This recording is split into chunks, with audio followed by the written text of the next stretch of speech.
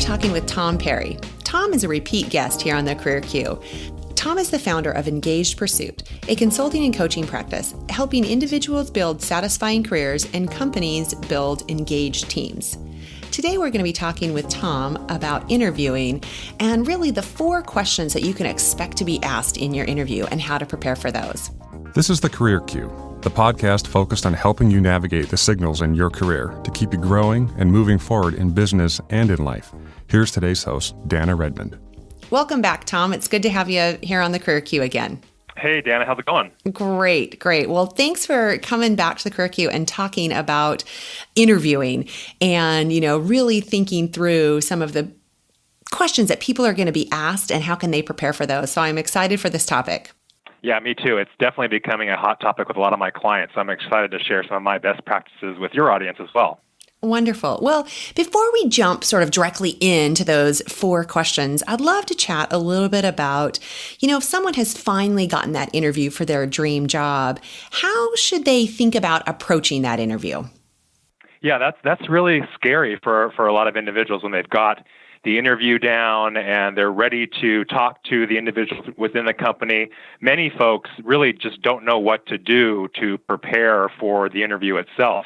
And I think it's really important to think about the interview prep, not only in the actual job itself, but also how you're showing up to the interview and how you're conveying your experiences to that individual or to that team. And so I've come up with this model with my clients at Engaged Pursuit to really nail any interview, both about the job itself or in kind of nonverbal sense as well. Wonderful. Well, give me some of those, tips and tricks. What's that approach like? Yeah, so I call it the CORP model. I thought that was kind of a catchy phrase, knowing that most of my clients are really trying to pursue more corporate opportunities. And CORP really starts with the C, which is all about what I call calm competence.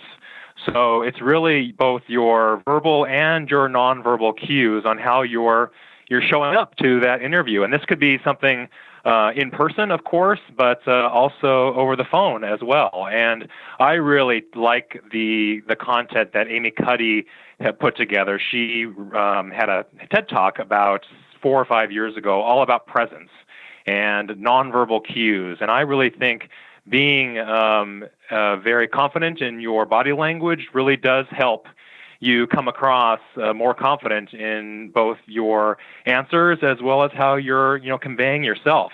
And so I think having that calm confidence, how Amy Cuddy talks about it, is very important. I also think it's important to keep your language very simple. That also conveys confidence, not talking in jargon or specific team stuff, but, just really talking in simple terms and conveying your experiences in that way also conveys a sense of confidence, I think. And finally, really knowing your stuff. So doing your research prior to the interview, coming into the phone conversation, knowing who that individual that you're talking to is all about. I think that also conveys confidence as well. So if you do all those things, you show up with your chest out and your firm handshake, you really know your content and the people who you're talking with, and then you also keep the language really simple. I think that will really help to nail that first component of the CORP model, all about the C, calm confidence.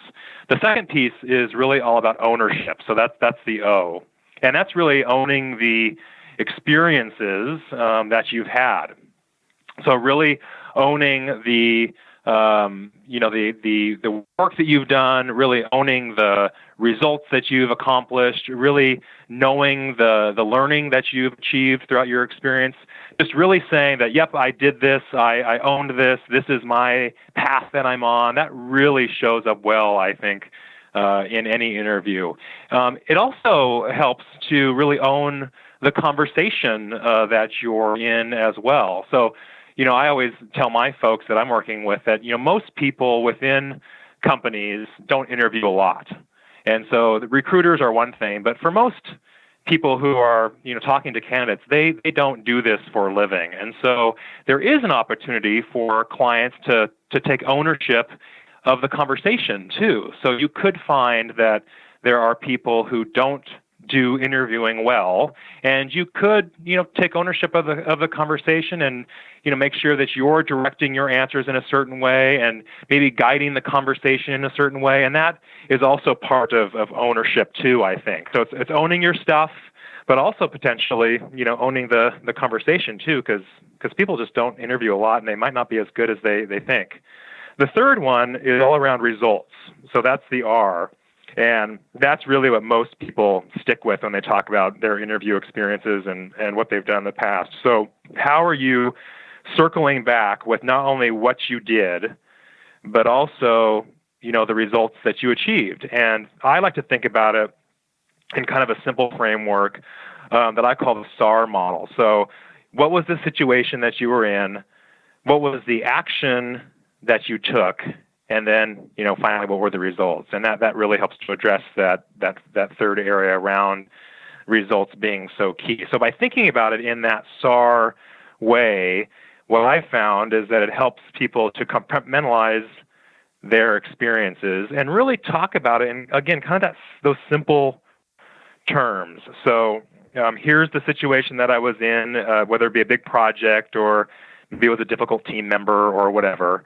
Here's the action that I took. So, I built the project plan, or, I talked to an individual who was difficult to work with. And then here's the result. So we achieved our project within scope and budget, or using the other example, we worked together to come up with a solution that benefited the whole organization. So by thinking about your answers in those really simple terms, you are really setting yourself up for success to end on those results that you definitely want to talk about with the person who's interviewing you. And finally, the last one is about positivity. So that's the P in the CORP model.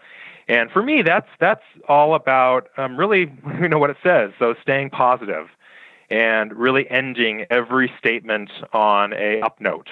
The thing that some people do is if they're talking about certain topics, like maybe it's difficult team members or their weaknesses or whatever, folks don't necessarily circle back with the positive aspect of the situation, and I think that's important. So if you talk about maybe missing a deadline, or maybe your budget was over, or you had a negative performance review, what I tell my clients is that even though you've had those experiences, or you're talking about those experiences, ending the conversation or the statement on what you've learned or what you've taken away or what you're not going to do again, or maybe what you will do again to make sure that you're better, that to me is positive. And so even though the situation might have been negative, if you say that you learned something or you're not going to do something again and you got value out of that experience, that to me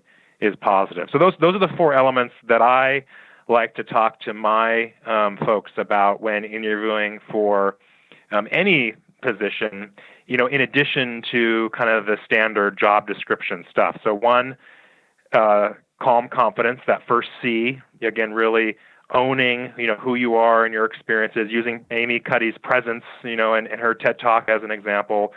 Ownership, really making sure that you own, both your experiences as well as the conversation potentially. That results piece is super important. And then finally, keeping it positive. I love that. And I love having, the word corp to sort of help you remember these pieces to think about how to approach your interview and things. So now that if somebody has that sort of corp idea in their mind, the calm confidence, the ownership, the results, the positivity, they're like, yep, I'm going to do all those things. How can someone prepare for the interview? I think there's a couple things that I like to do with my clients that I recommend for anybody who's interviewing to practice. So first of all, I think there's the kind of standard stuff that I think is important for folks to do when applying for jobs and then actually, practicing for interviews. And the standard stuff in my head is the practice piece. So there are lots of opportunities for folks to practice interviews and do kind of mock interviews. And I think, that's actually a really good basic way to apply your experiences in kind of the interview setting. So that could be somebody who you've worked with and you want to have them go through a mock interview with you, or maybe it's someone who is in your professional network.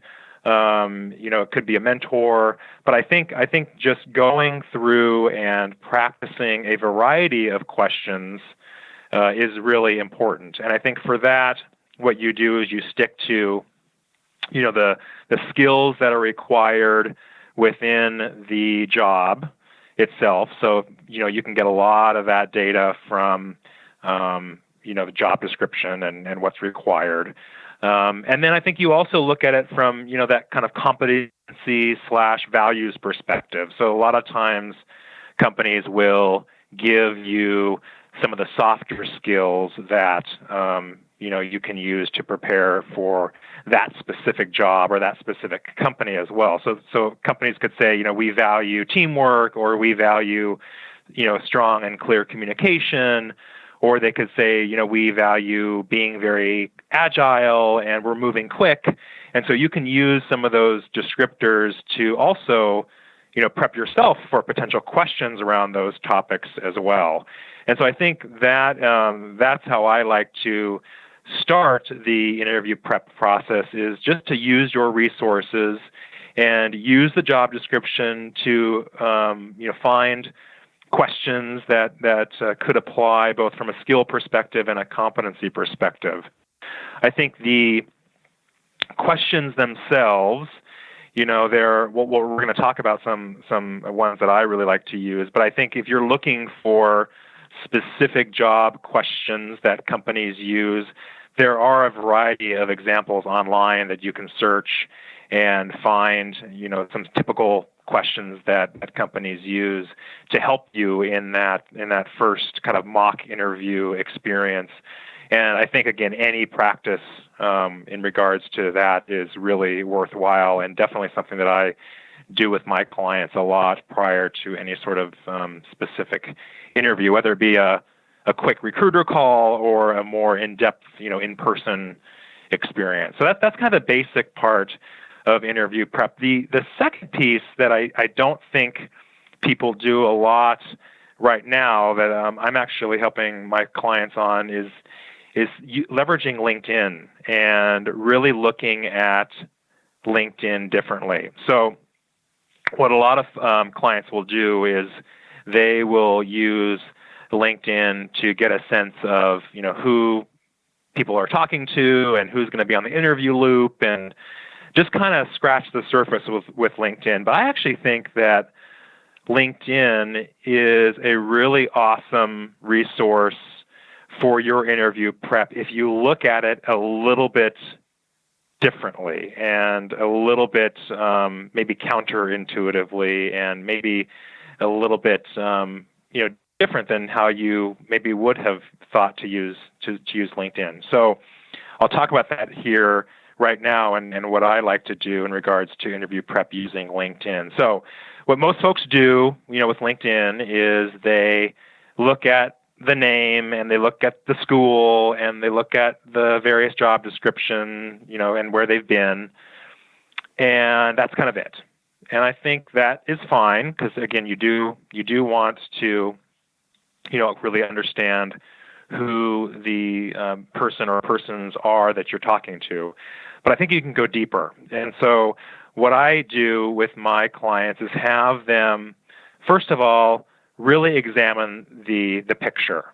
And I know that sounds maybe a little bit weird, but I do think it's important to look at what that person is conveying in that picture and to try to make some sort of assessment around what kind of person that might be. So if you see someone who is, all business and has a professional, picture on their LinkedIn, that could be an indication of what kind of interview you're going to have. And it could be different than someone who has a kind of more action shot. And so it's just something to think about, kind of what kind of personality they might have if you check out their picture. I know it's a total assumption, but it could lead to getting a better sense of what that individual is like by looking at the picture that they have chosen on LinkedIn. I think it also is really good to examine the picture just so you know who those folks are you're talking to, especially if you're, if you are talking to multiple people in an in-person interview. I think just recognizing the face is valuable, and in your head, you'll be able to trigger like, okay, there's Julie, and I remember seeing Julie's profile, and her picture was this, and then she has these kind of experience. I think just kind of knowing and recognizing the people in the interview is also just really valuable from just a preparation perspective. So that's the first piece is kind of taking a look at the picture and making some potential judgments around what kind of interview that's going to be like. The second piece that I like to look at is the way that the person is describing their experiences. So if you have somebody who is really verbose and they have a list of 30 bullets that reference everything that they ever did in their job description, that could be an indication that the person might be kind of more verbose in their interview style. It also could be an indication that the person is maybe more junior in their professional experience, potentially.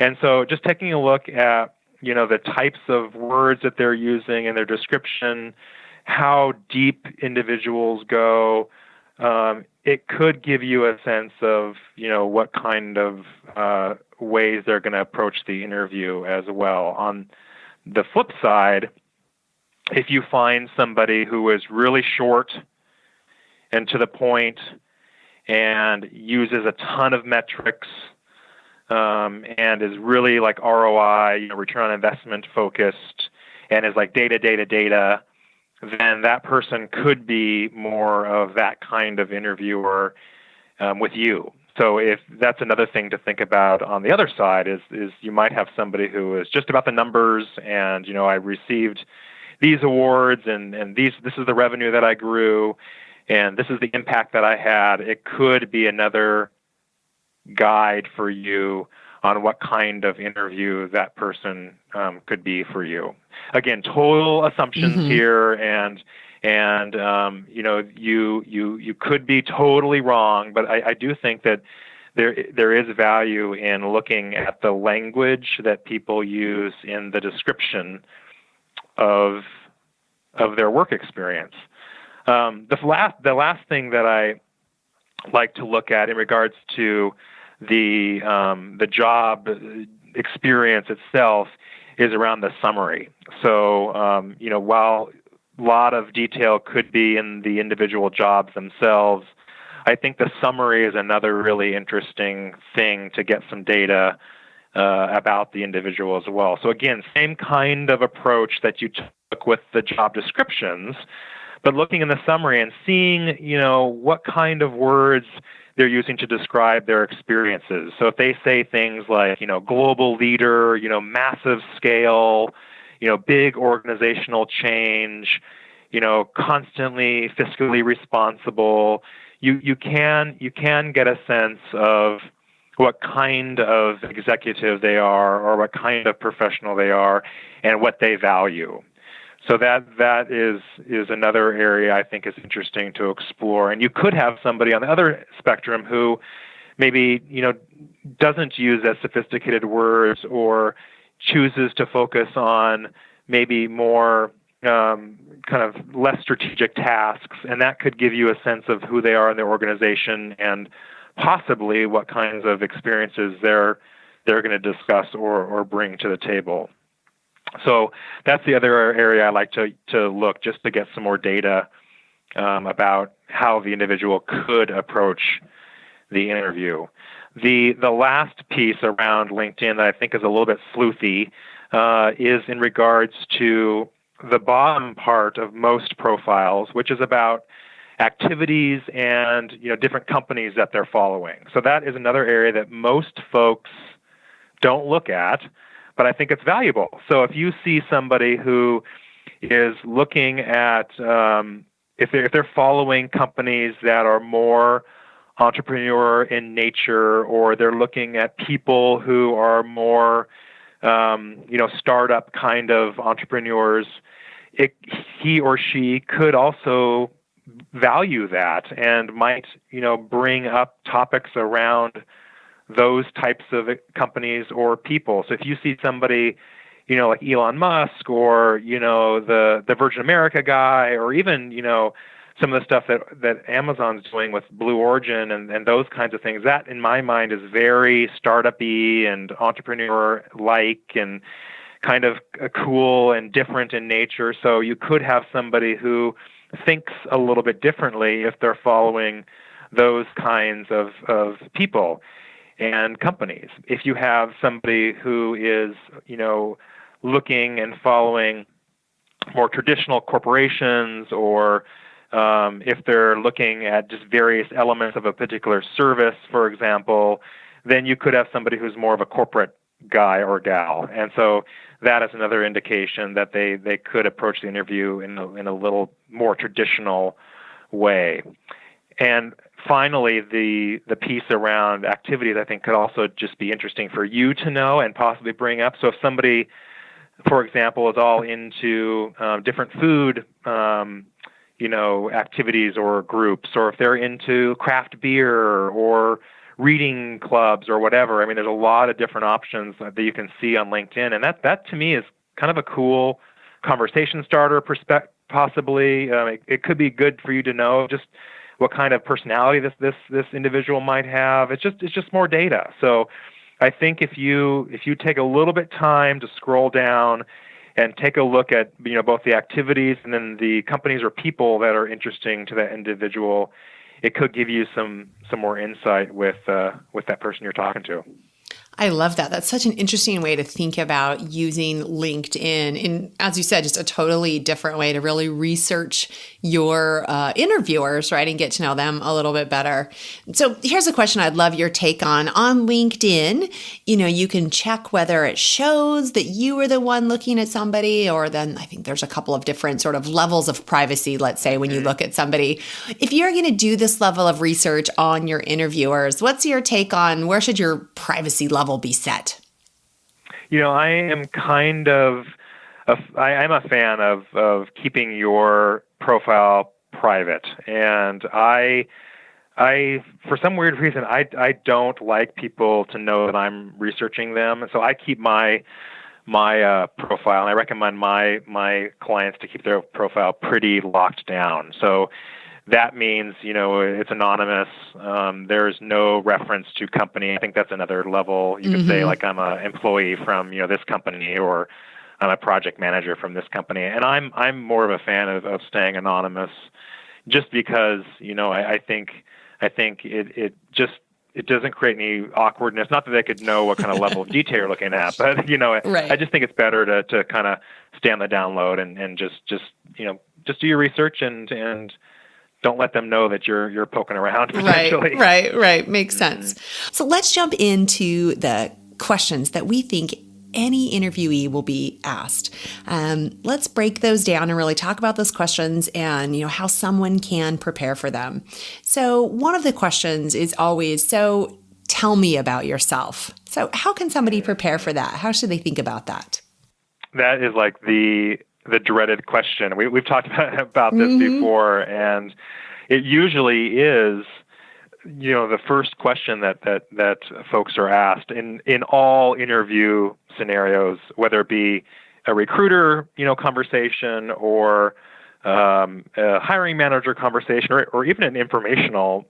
You're talking with somebody over a cup of coffee or a beer.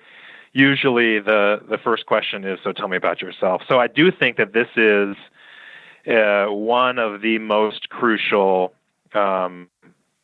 questions to think about, and having a really good answer to this is very important. And how I like to think about it, again, is not to go down the path of your resume and doing a play-by-play of all your experiences, but really to bring in a 30,000 foot view of who you are, and what makes you tick, and really what you're looking for. So I call that your professional story, and that is really the foundation of my consulting practice. Is really getting crisp on what that professional story is for you, and what that professional story is for your organization if you're a manager of people.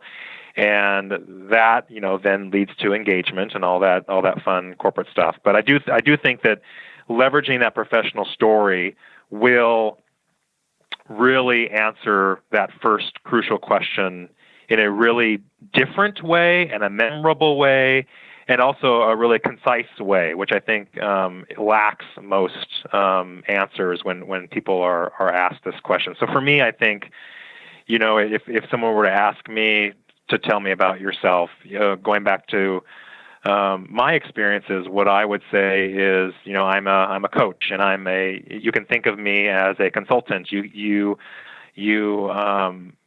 can think of me as someone who helps others. And so I think by starting out the answer to that question by framing up who you are in that kind of simple way is very important, and it's also really useful for the person who's interviewing you, because then again it kind of sets that context, again has that picture of who they are, and it's really simple for them to really understand what you're all about. And then you go into the specifics. And how I like to think about the specifics of who you are professionally and tell me about yourself is, again, going back to that corporate model, talking about, and having ownership of your experiences and the results that you've achieved. So you support that statement of, being a coach or being a consultant, if you use my example, with specific examples in the answer to that question. So you'd say things like, I have,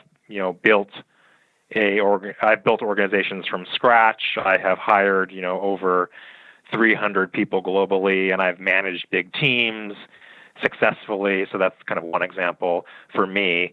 The other one would be, I built my own business around coaching and consulting, and I've got a really robust practice of people that I'm working with, and people are finding success, and they are building a professional engagement path through working together. And then also I've done this in my personal life too, through marathoning and teaching cycling. So you could bring in kind of that personal side as well. So I think if you think about your answer to that question, so tell me about yourself, in that kind of way, it will really guarantee, in my opinion, that you will set yourself apart. You will keep the conversation light and at that kind of 30,000-foot view. And also, you're not going to answer, the question in like 30 minutes. Right. What some people do is they just go down this rat hole, and they will, again, talk about every single detail, and here's what I did after school, and this is what I was doing last week, and it's just so much. And I think if you really prepare yourself to stay, really high level, and again, you set the context, then that will allow you to answer it in, 3 to 5 minutes and keep it interesting.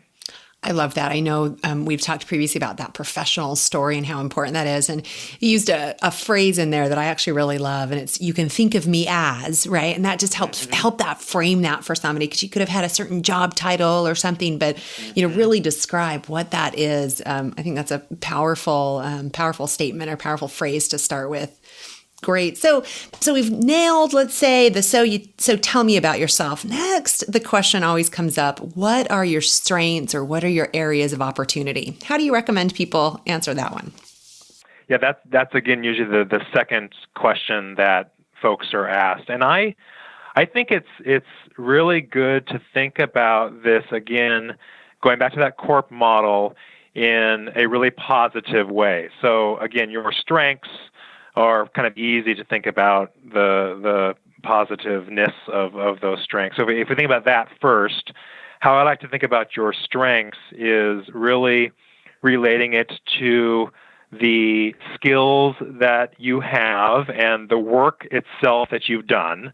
So in that regard, you could talk about, various, strengths that you have as a project manager or a program manager, or again, maybe you're someone who is really good at leading teams or building a strategic roadmap. So you could use, and I recommend that you use really specific things that relate to the job you've had or the job that you want to get into as a start to the creation of what your strengths are. So that can help to create kind of one or two in your mind. And then the other side of the strengths piece is thinking about it from a values or from a competency perspective. So in addition to being a good program manager, you also are an effective communicator, or you are someone who has the ability to motivate others and lead, individuals or teams. You might also talk about, the fact that you are able to really deal with craziness or ambiguity really effectively. And that really helps to round out that strengths piece, staying, again, very positive about all your examples and all of your experiences. And again, keeping it at that 30,000-foot view, I think is important when answering that questions around strengths. The same thing goes for opportunities. So if you've got something that you're not so good at, or you're asked from an interviewer, hey, what are some of your weaknesses? Again, you can talk about some of the things you're not so good at. But in that particular answer, I would stick with more of the competency type answers. So what I would not do for the weaknesses or opportunities is talk about the job specific. So, if the job description says, you got to be a good budget manager person, you're not going to want to say, I'm not very good at budgets, in that answer. So you're going to want to stick with more of the softer, kind of more competency or value-based answers for that weakness or opportunities that answer to that. And again, trying to stay positive in what you learned or what you're going to do differently. And by thinking about your strengths and weaknesses just in general, you can apply the answer to this in a variety of different circumstances. So someone could say, what was your biggest project, that you ever worked on? And you could then use, an example of some of your strengths in answering that question. So you could say, wow, my biggest project was when I, was a global project manager on this particular initiative, and I did these 17 things, and here are the results from that. And, here are some of the things that I would do differently. Or if someone were to ask you, what are some of your, biggest learnings, from your experiences professionally, then you could talk about, again, maybe some of your weaknesses. And you could say, well, I've had a really difficult team experience, and I had to work with somebody to ensure that they were working together as part of the overall organization, and here's what I did. So you can apply the answers to this particular question around strengths and weaknesses in a variety of situations. And that's why I just love this question, even though it is kind of basic and it is something that people have used forever in their interview prep. I do think that it's really great to think more strategically and more deeply about this topic of strengths and weaknesses, because you can definitely leverage it, obviously, in the question itself, but it could come up in a variety of different other questions that you could, really find some good answers from as well.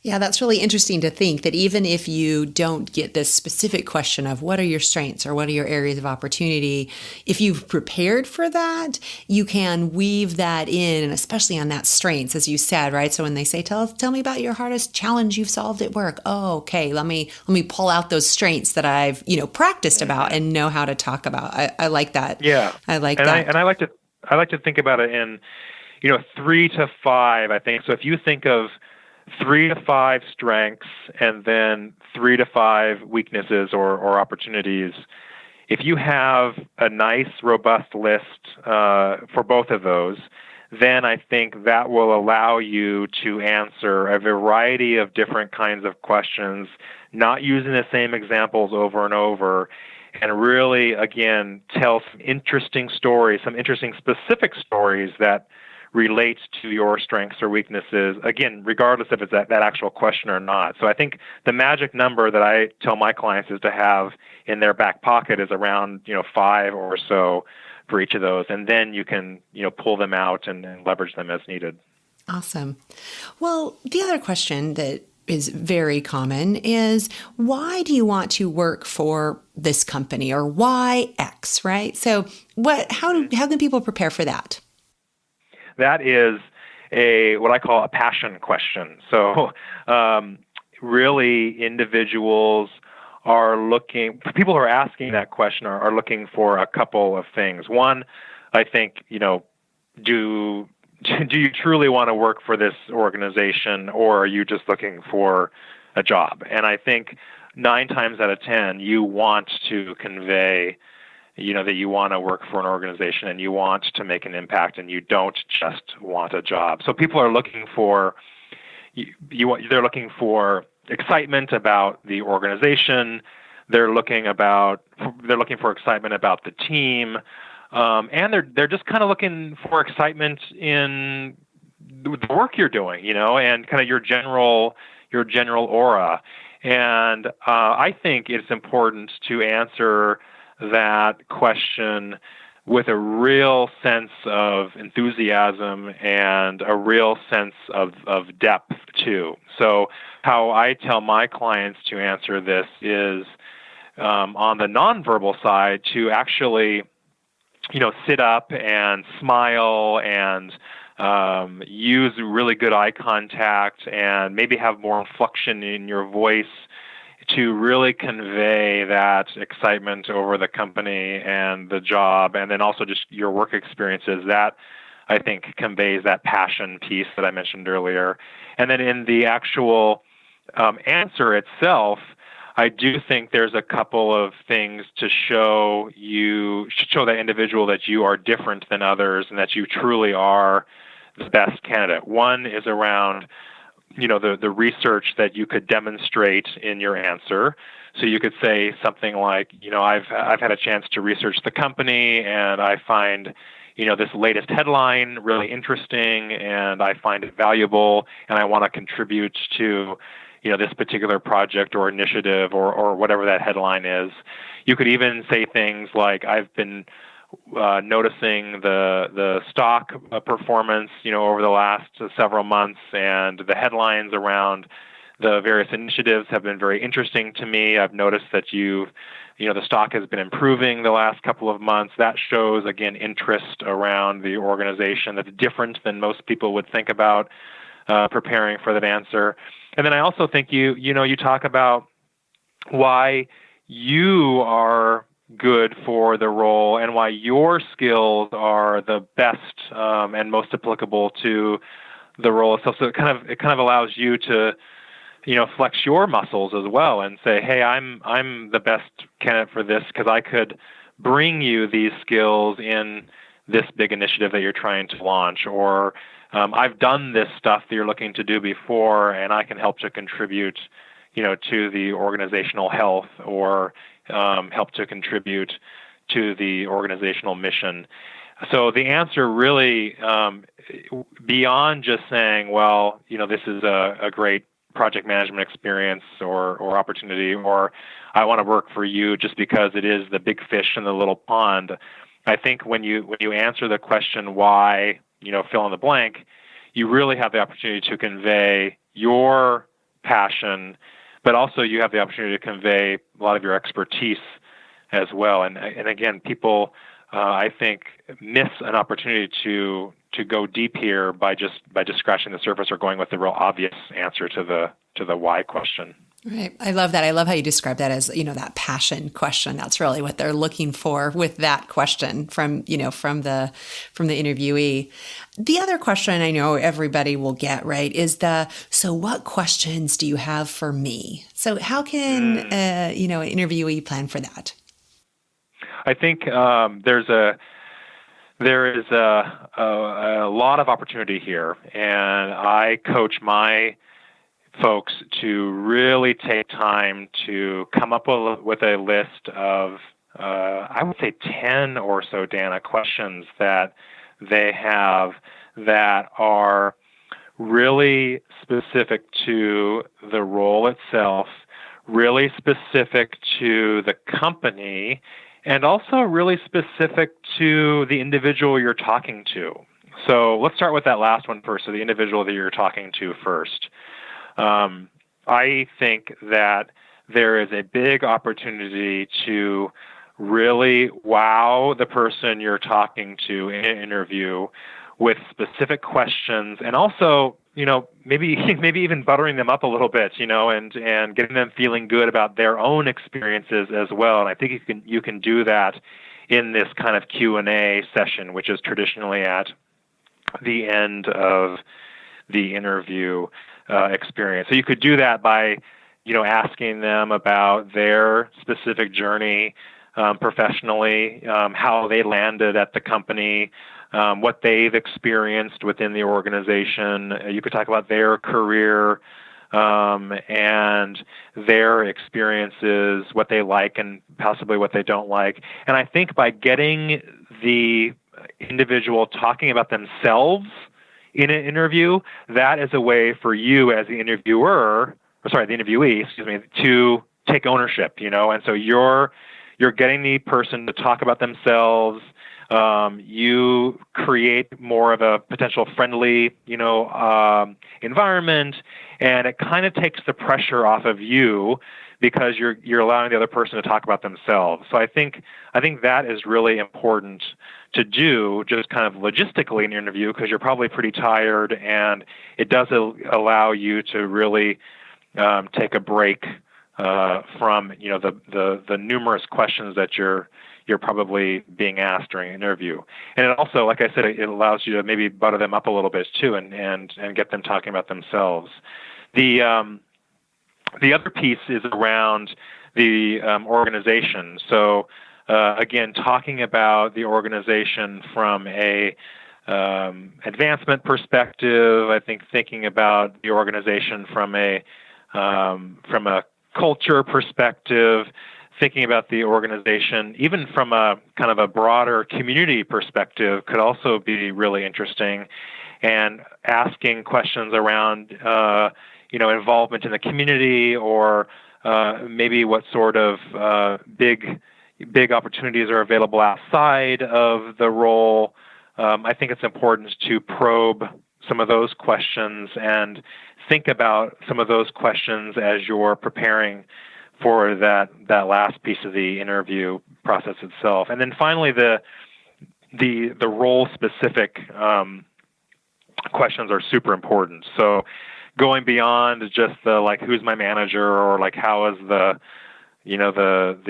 group or role structured. I think getting really clear about performance, performance models and performance indicators is really important. So how am I going to be measured in this role, or how do I know that I'm successful, is very important. I think getting a gauge on the onboarding experience and what your first 30, 60, 90 days might look like in the role is also really important. I think talking about partners and who are the kind of head folks you're going to be working with, if it is more of a partnership kind of a role, and what their attitude or experience is like with this group or you in this role, and if there's any sort of people who maybe not be bought in to a particular part of the work you're going to be doing, that's also interesting to know. But I think the main thing that I tell my clients in the Q&A section is to really try to put yourself in that role and talk about yourself in that position. So saying things like, what will my onboarding experience look like? How will I be measured in this role?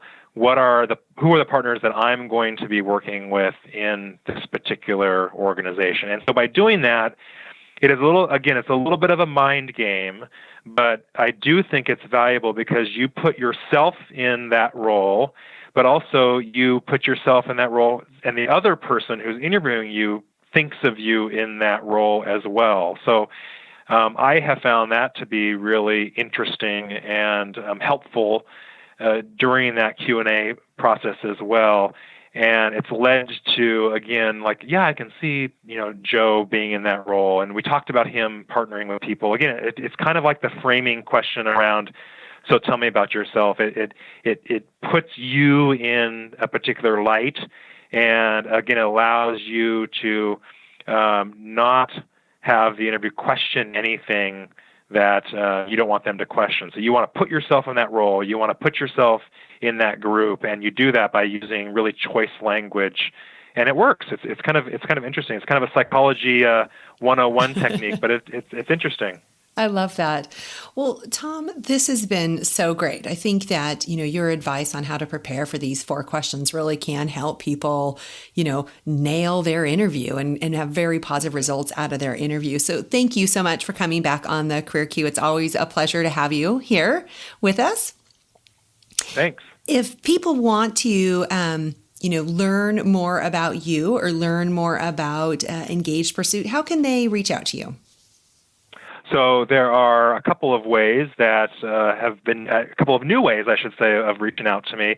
The first and one that we've had forever is through the website. So engagedpursuit.com is the website, and there's a Contact Tom link right on the homepage, and you can also get signed up for our weekly newsletter called The Pursuit, which is launched every Tuesday.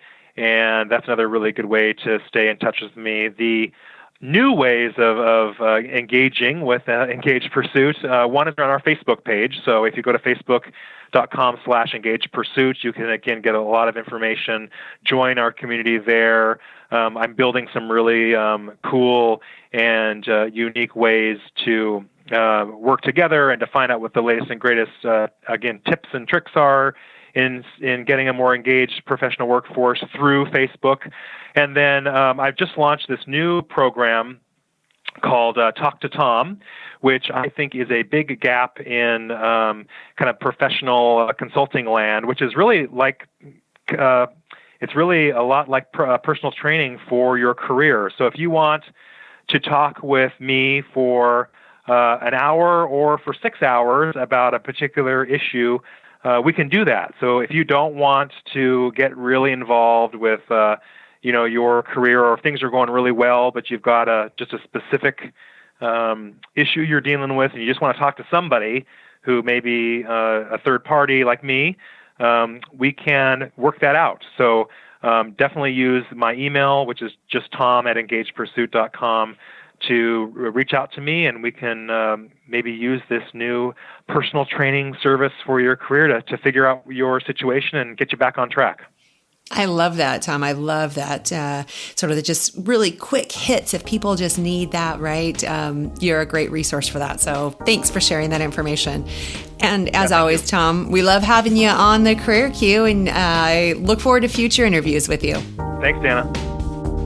Thanks for listening to today's episode. Be sure to head on over to thecareerq.com, where you can get more information, show notes, and related articles to today's topic.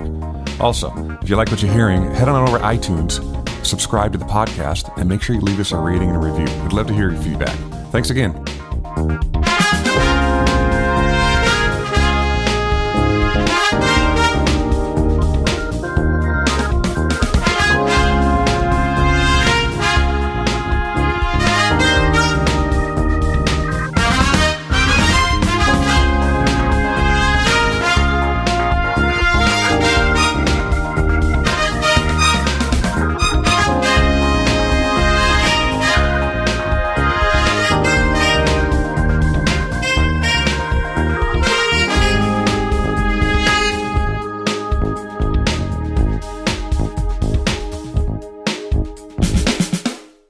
The Career Q podcast is produced by Lens Group Media and recorded at Mohair Studios in Seattle's Queen Anne neighborhood.